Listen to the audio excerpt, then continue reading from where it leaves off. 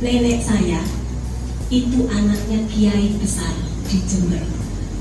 Ya, kalau saudara dengar pesantren Tebu Ireng itu, Tebu Ireng, ya, itu Mbah Buyut saya.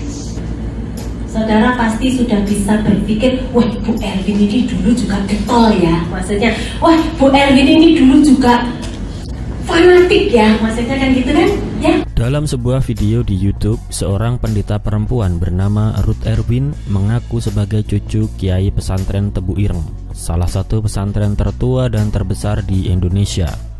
Setelah ditelusuri, ternyata pengakuan pendeta yang juga mengaku mantan Islam atau murtadin ini adalah kebohongan. Modus pendeta berbohong sebagai mantan muslim ternyata memang digunakan para pendeta untuk meyakinkan jemaat gereja. Hal ini diakui oleh Insan Mokoginta, seorang mu'alaf yang kini menjadi pendakwah Islam.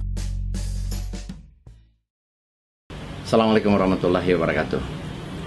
Kebetulan saya juga sudah ikut menonton YouTube yang beredar tentang si pendeta Ruth Erwin ini, yang ngaku-ngaku katanya cucu dari seorang kiai yang punya pesantren Tebu Ireng, pesantren yang terbesar.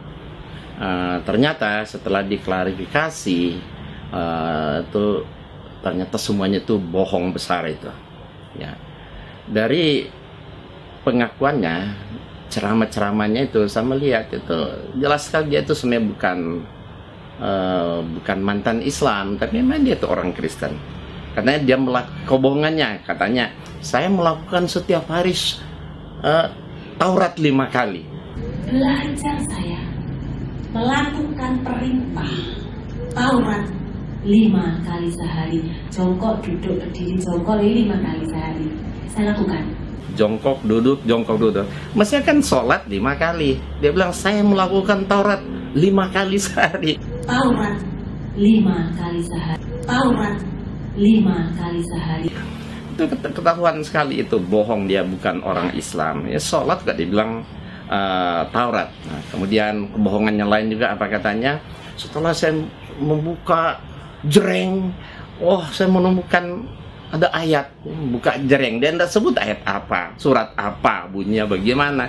Nah, ketika suatu hari saya membaca satu ayat jeleng gitu ya Bapak Ibu Saudara ya. Ini ya, saya tidak katakan ayat berapa, tapi saya buka jeleng gitu. Ternyata ayatnya bicara apa? Aku hanyalah sekedar pembawa berita gitu, katanya gitu.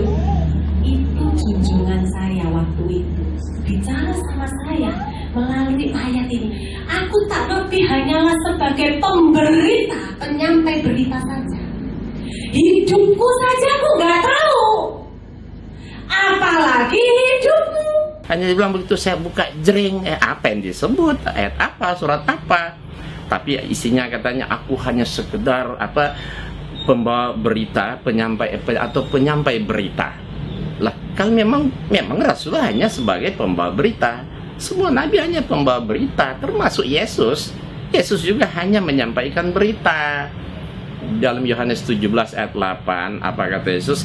Sebab segala firman yang engkau sampaikan kepadaku telah kusampaikan kepada mereka, dan mereka telah mengetahuinya, menerima. Mereka tahu benar-benar bahwa aku datang daripadamu, dan mereka percaya bahwa engkaulah yang telah mengutus aku. Berarti Yesus pun sama seperti Nabi kita Muhammad SAW. Dia hanya membawa berita gembira, hanya menyampaikan firman Allah. Terus katanya, ada lagi yang dia baca, katanya, hidupnya aja aku tidak tahu, katanya. Ya mana, tidak ada ayatnya yang bunyinya seperti itu. Masa ada Nabi Muhammad mengaku hidupku tidak tahu, apalagi kata kamu kan. Padahal sebenarnya ada ayat seperti surat 7 ayat 188, kata Rasulullah, aku tidak kuasa menarik kemanfaatan dan menolak kemudaratan kecuali atas izin Allah. Lah, memang Rasulullah tentu tidak bisa kan berbuat semaunya tanpa seizin Allah. Yesus juga nggak bisa berbuat semaunya. Buktinya Yesus mengaku dalam Yohanes 5 ayat 30, aku tidak dapat berbuat apa-apa dari diriku sendiri. Aku menghakimi sesuai aku dengar, dan penghakimanku adil, sebab aku tidak menuruti kehendakku sendiri, melainkan kehendak Dia yang mengutus aku. Jadi Yesus sendiri mengaku dengan jujur dan polos bahwa dia sendiri tidak bisa mengikuti menurut atau sesuka kehendak hatinya. Kemudian apa katanya lagi? Oh, seolah-olah Nabi Muhammad itu orang buta. Firman Tuhan juga ada kan, saudara pernah baca, yang buta nuntun buta itu kemana? Orang buta menuntun buta kemana? Ke jurang, ke cemplung, Bapak Ibu Saudara.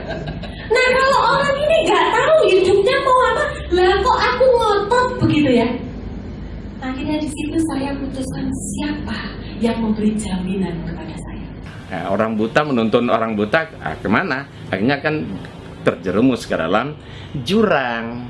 Kan menurut saya sebenarnya yang buta itu dia.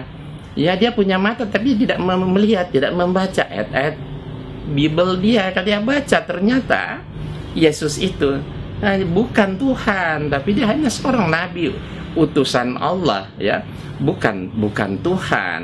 Yesus sendiri nggak bisa menyelamatkan dirinya ketika juga dia dipaku di kayu salib. Dan misi Yesus ini hanya seorang nabi rasul yang diutus hanya untuk menyelamatkan kaumnya. Siapa? Ya, Bani Israel. Betul Yesus juru selamat, tapi dia juru selamat hanya untuk orang Israel. Ada satu ayat dalam Kisah Rasul pasal 13 ayat 23, di sana dikatakan, dan dari keturunannya lah sesuai yang telah dijanjikannya, Allah telah membangkitkan seorang juru selamat bagi orang Israel, yaitu Yesus. Berarti Yesus betul juru selamat, tapi sayang di juru selamat hanya untuk orang Israel. Dalam Matius 15:24 apa kata Yesus? Aku diutus hanya kepada domba-domba yang hilang dari umat Israel. Lah, kalau dia punya mata dia baca itu, ya untuk apa? Ya kan, Yesus periodenya hanya untuk dia hanya diutus untuk Bani Israel, tidak untuk semua umat manusia, tidak untuk seluruh dunia, dan periodenya juga sudah selesai. Ibarat barang sudah expired. Bahasa kasarnya apa? Sudah kadaluarsa, ya kan? Jadi sebenarnya yang buta itu sebenarnya ya dia itu sendiri. Jadi ternyata memang ya itulah bentuk-bentuk kebohongan yang tidak perlu kita percaya, karena bentuk-bentuk kebohongan seperti yang dilakukan oleh pendeta Ruth Erwin ini yang mengaku dari gereja YHS, yang menurut saya itu Yesus hanya suruhan, ya. YHS, Yesus hanya suruhan, kan misalnya pesuruh. Semua nabi pesuruh Allah, hamba Allah, ya kan. Nabi Isa atau Yesus hanya seorang suruhan Allah, nabi Allah, ya, hamba Allah. Jadi YHS itu menurut saya itu Yesus hanya suruhan. Itu betul, itu lebih pas, ya. Nah, kalau ketemu dengan si pendeta Ruth Erwin ini, saya sangat yakin. Coba kasih Quran yang tidak ada terjemahan, suruh dia baca, 90% saya yakin dia itu nggak bisa baca. Kalau anak cucu Kiai itu pasti bisa baca Quran. Makanya dia cuma bilang buka jreng. Dia nggak bilang surat apa, ayat berapa. Nggak bilang, karena jreng begitu. Ya kan dia nggak bisa baca Quran. Ya, boleh dites, saya sangat yakin. Ya, dia itu bukan mantan Islam, tapi memang dia betul-betul orang Kristen tulen yang yang menyampaikan dakwah dengan cara menghalalkan segala cara, walaupun dengan berbohong.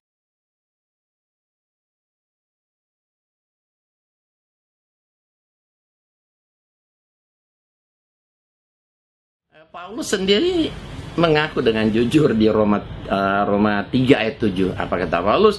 Tetapi jika kebenaran Allah oleh dustaku semakin melimpah bagi kemuliaannya, mengapa aku harus dihakimi lagi seorang pendosa atau berdosa? Jadi Paulus ini mengaku dia melakukan berbagai cara walaupun dengan dusta. Dalam Injil Matius 10 ayat 16 juga di sana dikatakan kamu harus cerdik seperti ular dan tulus seperti merpati. Nah, ini dilakukan oleh orang-orang sebelum dia, seperti atau pendeta-pendeta sebelum dia. Contoh ada pendeta Muhammad Filemon, ya. Oh, ngaku apa? Oh, mantan Islam, keturunan Arab. Ditanya, marganya apa? Oh, marga saya Al-Irsyad, dia bilang. Diketawain orang. Mana ada orang Arab marga Al-Irsyad? Katanya dia sudah membaptis ibunya Oma Irama. Kemudian Kiai Haji Zainuddin M.Syed juga dia sudah baptis. Ternyata bohong. Saya berhadapan muka langsung dengan dia. Ketika kita sodorkan, tolong bacakan Quran surat Al-Ikhlas aja, dia tidak sanggup baca. Ya, sudah kita kasih Qurannya depan dia, tinggal nunjuk baca, dia nggak mau, dia bilang dia sudah lupa katanya. Ini satu kebohongan yang sangat nyata sekali. Masa orang belum lama masuk Kristen kok lupa surat Al-Ikhlas yang sangat pendek itu? Ya karena kita paksa suruh baca, dia nggak mau. Akhirnya apa? Karena dia malu, akhirnya oh saya pamit nih karena saya ada mau buru-buru, ada pelayanan di luar gitu. Nah, kemudian ada lagi pendeta Muhammad Isa, namanya ya Muhammad Isa, dua nabi Muhammad dan Isa. Ya, mengakunya apa? Ngaku anak kiai, punya pesantren juga di Jawa Timur, ya, punya bahkan beberapa pesantren. Kita tanya, ya, kita tanya sama dia, apa yang membuat Anda tertarik masuk Kristen? Katanya apa? Oh, ini berkat Al-Quran. Saya baca dalam surat Al-Imran ayat 45, katanya Yesus orang yang terkemuka di dunia dan akhirat. Nah, giliran kita kasih Quran yang tidak ada terjemah, dikasih, tolong Pak Muhammad Isa, tolong tunjukkan mana ayat yang surat Al-Imran ayat 45. Dia buka, nggak ketemu. Akhirnya apa? Kita buka surat Al-Imran, tinggal ditunjukkan mana ayatnya, tinggal tunjuk aja ayatnya, dia nggak bisa baca, dia nggak tahu. Jadi ternyata bohong semua tuh, ya. Tinggal nunjuk aja mana ayatnya, dia nggak bisa baca. Ya, akhirnya apa? Akhirnya dia juga sendiri malu, dia bilang saya sudah nggak mau pegang lagi buku itu, dia bilang saya sudah tinggalkan buku itu. Masa ada orang baru masuk Kristen belum lupa, tinggal nunjuk baca aja dia nggak bisa. Nah kemudian ada lagi pendeta Edi Iskandar, dulu Islam masuk Kristen, balik lagi dulu Kristen masuk Islam, balik lagi ke Kristen, jadi mantan mu'alaf. Katanya menurut surat Ali Imran, surat Az-Zukhruf ayat 61, Yesus tahu tentang hari kiamat.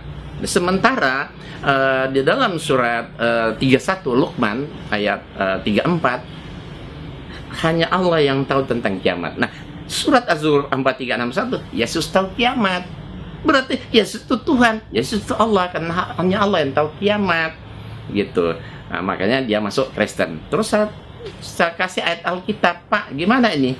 Menurut Matius pasal 24 ayat 36 dan Markus 13 ayat 23, ini ada pengakuan Yesus, dia tidak tahu tentang hari kiamat. Nah, sekarang Pak, yang benar mana? Menurut Quran dia benar atau Injil?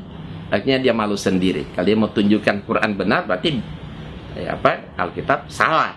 Kalau dia tunjuk Alkitab salah, benar, berarti ayat Al-Quran tadi yang dia yakin ya kan salah juga, berarti dia bohong kan. Menurut Quran Yesus tahu kiamat, jadi Yesus itu Allah, padahal di Bible Yesus tidak tahu kiamat. Dan saya tanya mana yang benar, dua-dua ini dia nggak bisa jawab, jadi dia ketawain orang. Jadi itulah banyak sekali pembohongan-pembohongan yang dilakukan oleh orang-orang yang mengaku-ngaku mantan Islam, termasuk pendeta Saifuddin Ibrahim. Banyak sekali kebohongan-kebohongan dia. Ya, sudah ada beberapa buku yang saya buat, termasuk terakhir dia tentang dia mengajak anak-anaknya untuk bertobat. Hai anak-anakku, bertobatlah. Nah, ini baru saya terbitkan sebuah buku, Wahai Bapakku, bertobatlah. Insya Allah itu buku sangat bagus sekali.